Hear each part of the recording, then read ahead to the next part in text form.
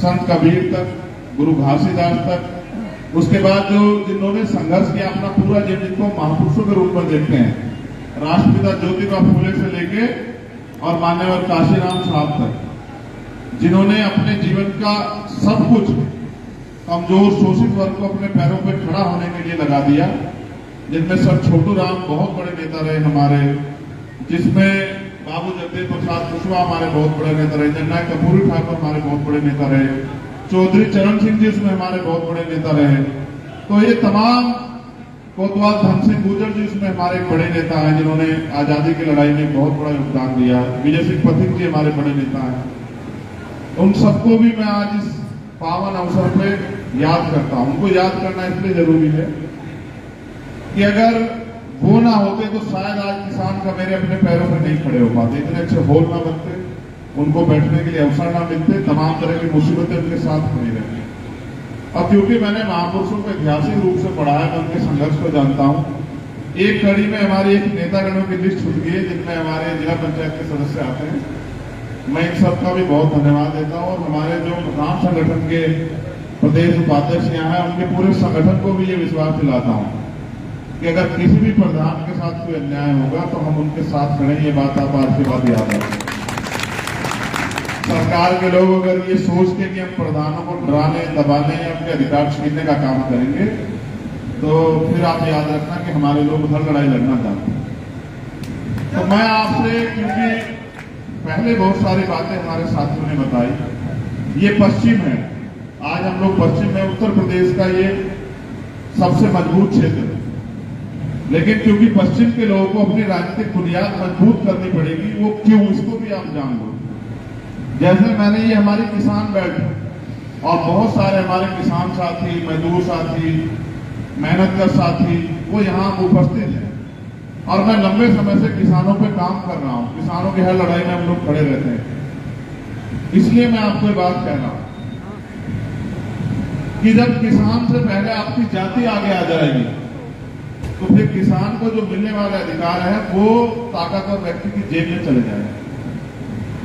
आप पूरा ज्ञान उठा के देखो, जब किसानों की लड़ाई शुरू हुई, कभी भी पूंजीपतियों ने, कॉर्पोरेट सेक्टर के लोगों ने या नेताओं ने किसानों के हित की बात को चुनाव में कहा और चुनाव के बाद आपकी समस्या जो कि तू है, आप उठा के देख लो। और किसान अकेला किसान नहीं होता, किसान के खेत में लकड़ी होती है तो लकड़ी से जुड़े 100 काम होते हैं, 100 लोगों के घर चलते हैं अलग अलग तरीके से। कहीं लकड़ी की खाट बनेगी, कहीं लकड़ी के खेत में काम आने वाले औजार बनेंगे, कहीं उससे जो है घर में सजाने वाले वो बनेंगे, फर्नीचर बनेंगे। उसके साथ किसान की जो फसल है, वो फसल जो है पहला एक ऐसा पेशा है देश के अंदर कि मेहनत किसान की होती है, ताकत किसान की होती है, संघर्ष किसान का होता है, लेकिन दाम जो है वो सरकार तय करती है। ये पहली एक ऐसी हो गई, आप इसको भी आप याद रखो। कोई पेशा आपको ऐसा नहीं मिलेगा। किसान कमेरों की देश का इसमें दुर्भाग्य समझिए आप कि वो किन परिस्थितियों में अपनी फसल को तैयार करता है। मेरी आवाज बहुत अच्छी, आप चिंता मत करो। और हर परिस्थिति के लिए हम लोग तैयार, लेकिन मीडिया के साथ ये जरूर दिखाना कि उत्तर प्रदेश में जो 24 घंटे बिजली देने का वादा करते हैं और बहुत बड़े बड़े दावे करते हैं, क्या है इस बात को, इसको बंद करा दो। आज मैं इसकी बात रख लूंगा। और ये किसानों की औलाद है, किसान कमेरों की, इनको गर्मी वर्मी भी नहीं लगती है, खेत में काम करने वाले लोग हैं। ये खेत में काम करते हैं, तब लोगों का, बहुत सारे लोगों के घर में हम पहुंचता है। मगर ये सच्चाई दिखानी जरूरी है कि पिछले 1 घंटे में 4 बार लाइट चली गई। 4 बार तो लाइट गई है, उत्तर प्रदेश की निकम्मी सरकार भी जाएगी। ये भी आप याद रखना। और हो सकता है यहाँ की लाइट को तो अब केंद्रीय जो है पीएम साहब कह रहे हो कि भाई उनका प्रोग्राम खराब कर दो। अब पीएम साहब तो बेचारे हमारे यहाँ लेके, पीएम साहब को जो चलाने वाले लोग हैं वो लखनऊ में बैठे। तो मैं मानता हूँ कि लाइव के जाने से प्रोग्राम खराब नहीं होगा। खराब तब होगा जब मेरी बात को आप यहाँ से सुन के और घर जाके उस पर अमल नहीं करोगे तो जाके जो है बात बनेगी नहीं। अगर आप मेरी बात को सुन के घर जाके इस पर अमल नहीं करोगे, मैं अपने सम्मानित छोटे भाइयों से भी कहूंगा, कुर्सी की ताकत को पहचानो। जिनके पास कुर्सी होती है ना, उनके लोगों को कोई जेल नहीं मिल रहा था, ना उनके दूसरे मुकदमे होते, ना ही किसानों को जिस तरह से हर सरकार के आगे फाइल लेके दफ्तरों के बाहर खड़े रहना पड़ता है, और चाहे वो गन्ने की पेमेंट हो या किसी और फसल की, उसके लिए जो है धरने करने पड़ते हैं कि उसको फसल का पैसा मिल जाए। तो जिनकी सरकार होती है उनको ये अन्याय नहीं सहना पड़ता। और जो तमाम तरह की जुल्म जाती हो रही है, अगर फोटो खींचने से अधिकार मिलते ना बेटा, तो तुम्हारी जिंदगी सुधर गई होगी। एक तो तुम्हारे नीचे के नेता इस तरह के नहीं, वो तुम्हें समझाते नहीं, बाकी तुम समझना भी नहीं चाहते हो, तुम्हारी गलती बहुत नहीं। लंबे समय तक तुम्हें यूज किया गया है, तुम्हें सिर्फ गुलाम की तरह की जिंदगी दी गई। आप ये सोचो, भारत में संविधान के जरिए सरकार बनती है, जिनकी सरकार होती है उनके पास ये अधिकार होते हैं कि वो हर व्यक्ति के अधिकारों की रक्षा करें और उनको स्वाभिमान सम्मान का जीवन दे। अगर आज भी भारत में नहीं मिल पा रहा, इसका सबसे बड़ा कारण क्या है पता है? उन्होंने व्यवस्था बना दी है कि पैसे वाले लोग भी राजनीति करेंगे, गरीब के बच्चे, गरीब के लोग आगे नहीं आए।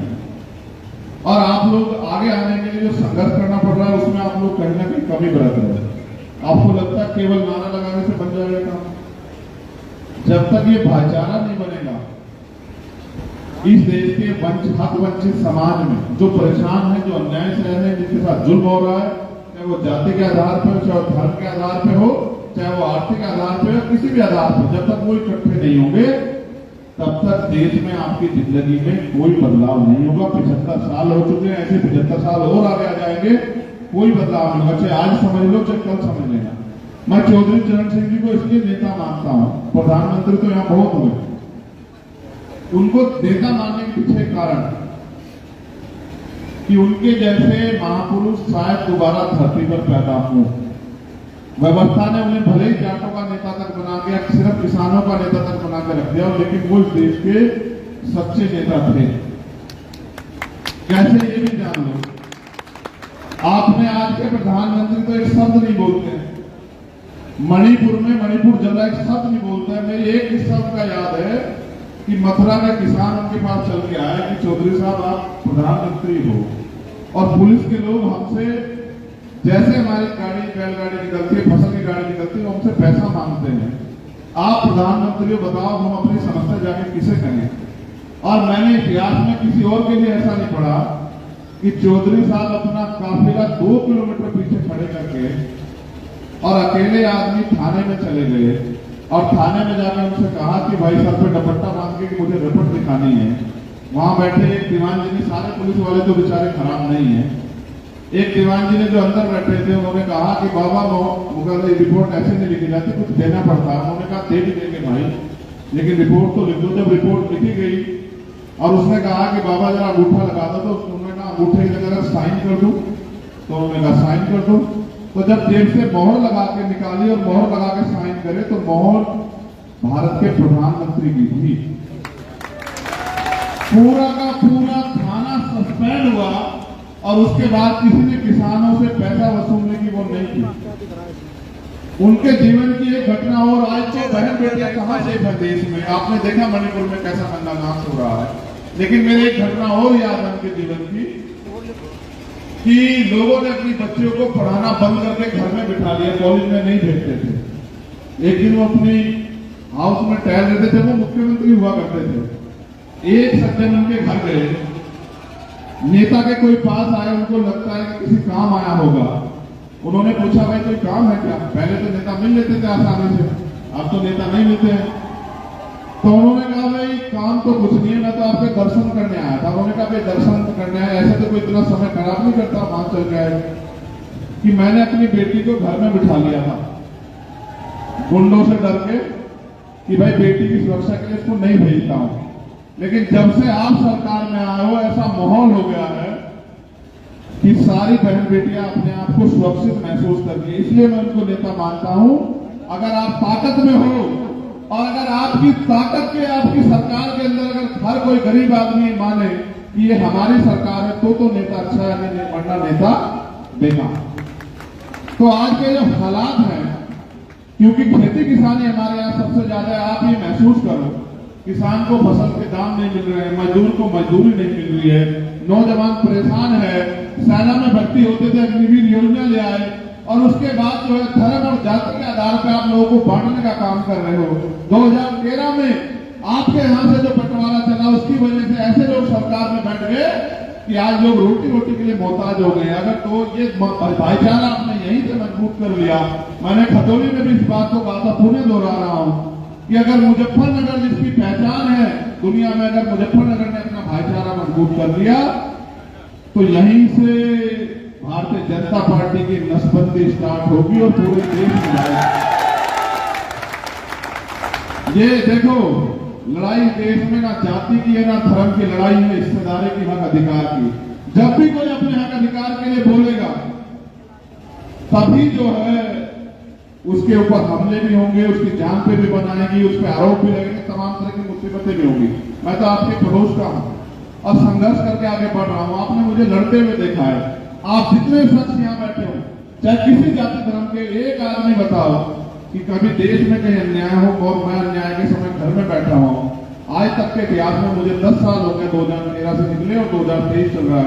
आप में से कोई बैठा एक शख्स बता दे कि मैंने कभी किसी लड़ाई में आपका साथ छोड़ा हो, चाहे वो सीए एनआरसी का मामला हो, चाहे महिला पहलवानों के हक की लड़ाई हो, सम्मान की लड़ाई हो, बेटी की हमारी पगड़ी की लड़ाई हो, चाहे सम्राट नील भोज जी की लड़ाई हो, चाहे किसानों की लड़ाई हो, चाहे जो शिक्षक भर्ती में घोटाला उनकी लड़ाई हो, या और कोई लड़ाई हो। जब किसी कमजोर दलित पिछड़े हक वंचित समाज के भाई के बहन पे अन्याय अत्याचार होता है, कभी ऐसा नहीं हुआ। उसका एकमात्र कारण है कि हम राजनीति यहाँ उन लोगों के लिए कर रहे हैं जिनको आज भी लोग इंसान समझने के लिए राजी नहीं, जिनको आज भी उनकी फसल के दाम नहीं मिलते, उनकी मेहनत नहीं मिलती, उनके साथ अन्याय अत्याचार होता है। इसको रोकने का एक ही तरीका देश में कि आप किसान, कमेरे, नौजवान, दलित, पिछड़े, हक वंचित वर्ग के लोग, मुसलमान, जैन, सिख, बौद्ध इकट्ठे हो जाओ, वरना आपकी ना जमीन बचेगी ना आपका सम्मान बचेगा। आज की सरकार बहुत निकम्मी और इनको हम लोग मिलकर सबक सिखा सकते हैं। तो मैं पूरा धन्यवाद करूंगा विपिन भाई का कि उन्होंने भाईचारा सम्मेलन बना के हमारे साथ हमारी आजाद समाज पार्टी की ताकत को मजबूत किया। मेरा ऐसा विश्वास है कि बूंद बूंद घड़ा भरता है और संघर्ष से जो है तमाम तरह की लड़ाई जीती जा सकती है। आज की एकता एक लंबी मिसाल पैदा करेगी। मैं अपने साथियों से कहूंगा जो लोग आज जुड़े हैं कि वो लोग कमर कस के आगे बढ़े, आगे लंबे लंबे काम आने वाले हैं। अभी लोकसभा का चुनाव है और एक सबसे बड़ा काम आपको यहाँ करना है मुजफ्फरनगर के लोगों, उसमें मेरी जो जरूरत पड़ेगी बता देना। मैं चाहता हूं कि जब 2026 में आएगा जिला पंचायत का चुनाव, 25 में 21 को चुनाव 26 में 26 में चलो कोई बात नहीं। तो मैं चाहता हूं इस बार जिला पंचायत जो अध्यक्ष जो है ना वो हमारा यहाँ से बनना चाहिए, ये मेरी इच्छा। ये इसलिए जरूरी है, ये मेरी नजर में है क्योंकि इसकी सबसे बड़ी लड़ाई जो है ना वो गांव से लड़ी जाएगी और गांव में किसान कामगारों के अलावा कोई रहता नहीं, मेहनत करने वाले लोग रहते हैं। और मेहनत के लोगों को मैं संदेश के तौर पर कह रहा हूं कि अभी से मोर्चा लेकर रखना, अपने लोकसभा की भी तैयारी करो और आगे जो आने वाले चुनाव है जिला पंचायत का स्पेशली उसकी तैयारी करो। और मेरा तो काम है भाई मुजफ्फरनगर के लोगों को सम्मान देना। जैसे जैसे आप मेहनत करोगे वैसे वैसे आपका सम्मान बढ़ता जाएगा। एक और इच्छा मेरे दिल में बहुत मजबूत है, ये जो बिजली की सबसे बड़ी समस्या है इसका सबसे बड़ा इलाज हम लोग करेंगे। देखो मैं फिर कह रहा हूं, लखनऊ के लोगों को ये दिखाई नहीं देता आपका क्षेत्र, मैं सच बता रहा हूं। उनको लगता है कि यही है उत्तर प्रदेश, जबकि सबसे ज्यादा उत्तर प्रदेश का पेट अगर कोई पालता है तो वो पश्चिम है, चाहे वो राजस्व खनन हो या लकड़ी हो या कोई भी और चीज। तो यहां क्या कभी किसी ने सोचा कि यहां कोई पावर प्लांट लग जाए? कि किसानों को 24 घंटे फ्री बिजली मिले। मैं आपसे वादा करके कहता हूं, मैं इस धरती में जन्मा हूं, इस धरती की हर एक समस्या को, चाहे वो किसी भी जाति धर्म की, जब तक उसको जड़ से खत्म नहीं करेंगे तब तक हमारा कोई फायदा नहीं। इस लड़ाई को हम तब तक लड़ेंगे जब तक ये क्षेत्र खुशहाल नहीं हो जाता, यहाँ के हर घर तक रोजगार नहीं पहुंच जाता, यहाँ गरीबों को भी अमीरों की तरह मुफ्त इलाज की व्यवस्था नहीं हो जाती, अच्छे इलाज की व्यवस्था नहीं होती। यहाँ गरीबों के बच्चे को पढ़ने के लिए अच्छे स्कूल और विदेश जाने के लिए अगर कोई बच्चा चाहता हो पढ़ने के लिए, उनको हक अवसर नहीं मिलते। जब तक ये लड़ाई खत्म नहीं होगी तब तो, अभी तो लड़ाई शुरू हुई है, तभी तो मेरी पीठ पर गोलियां चलाई जा रही हैं। उनको लगता है कि अगर ये गरीब का बेटा खड़ा रहा तो यहाँ के जो गरीब है, जिनका शोषण करके आप लोग सरकार चला रहे हैं, वो लोग अपने पैरों पर खड़े हो जाएंगे। ये लड़ाई एक ही लड़ाई है, हक अधिकार की, स्वाभिमान सम्मान के। स्वाभिमान सम्मान से कोई समझौता होगा नहीं। और मैं देश भर में घूम घूम के जहां जहां जिनकी सरकारें चल रही है वहां सब जगह पे ये जानकारी हासिल कर रहा हूं कि किस तरह वो अपने किसानों को, कमजोर वर्गों को उन्होंने अपने पैरों पे खड़ा किया। और मैं विश्वास से कहता हूं, सब लोगों की एनर्जी इकट्ठी करके हम लोग यहाँ इतनी बड़ी ताकत बनाएंगे कि यहाँ का हर घर खुशहाल हो जाएगा, हर घर में तमाम तरह की सुख सुविधाएं आएंगी। तो आज के लिए इतना ही, बहुत बहुत धन्यवाद। पूरी जिम्मेदारी से आप लड़ाई को आगे बढ़ाओ। आपके स्वाभिमान सम्मान का ख्याल, आपके हक अधिकार का ख्याल हम लोग रखेंगे। पुनः आपके